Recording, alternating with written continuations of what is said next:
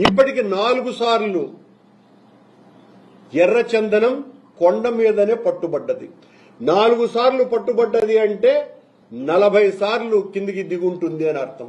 దాని మీద ఏ రకమైనటువంటి చర్యలు లేవు.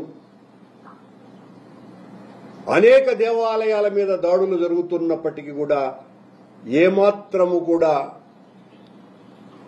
చర్యలు తీసుకోకుండా ఇంత పవిత్ర క్షేత్రమైన కాశీని ఆయన దాదాపు 15 కోట్ల మందికి పైగా ఆరాధ్యనీయమైనటువంటి స్థలం అది.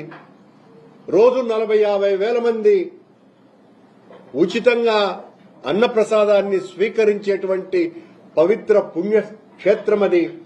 ఆ క్షేత్రాన్ని నేలమట్టం చేస్తే అది అటవీ జోన్లో ఉందనని, టైగర్ జోన్లో ఉందనని మంత్రి, సారీ చెప్తున్నానని ఒక మంత్రి, ముఖ్యమంత్రి మౌనం.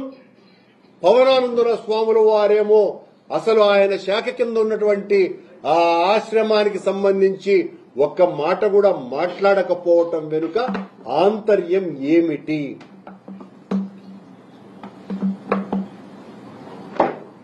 దీని మీద గత ప్రభుత్వం వైఎస్ఆర్ పార్టీ అధికారంలో ఉన్నప్పుడు జగన్మోహన్ రెడ్డి గారు ఆ ఆలయ పవిత్రతని, ఆ క్షేత్రం యొక్క పవిత్రతని, దాని మీద అటవీ శాఖకు వారికి ఉత్తరాలు కూడా రాసి క్షేత్రాన్ని కాపాడాల్సినటువంటి అవసరం ఉండదని కేంద్ర అటవీ శాఖ మంత్రిని విన్నవించటం కూడా జరిగింది.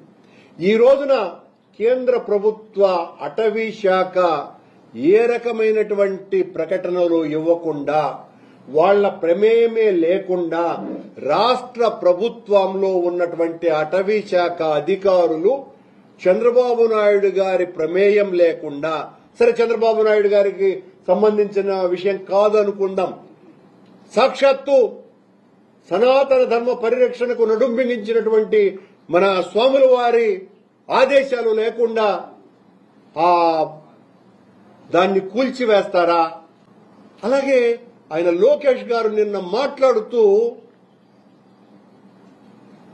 శవాల మీద పుట్టినటువంటి పార్టీ వైఎస్ఆర్ కాంగ్రెస్ పార్టీ అన్నటువంటి మాట, ఓ శవం మీద పుట్టింది, మరో శవం మీద అధికారంలోకి వచ్చింది అని ఓ అసభ్యకరమైనటువంటి మాటలు మాట్లాడినారు. బాధ్యతాయుతమైనటువంటి పదవిలో ఉండి మీరు ఆ మాట మాట్లాడితే మేము మాట్లాడాల్సి వస్తుంది.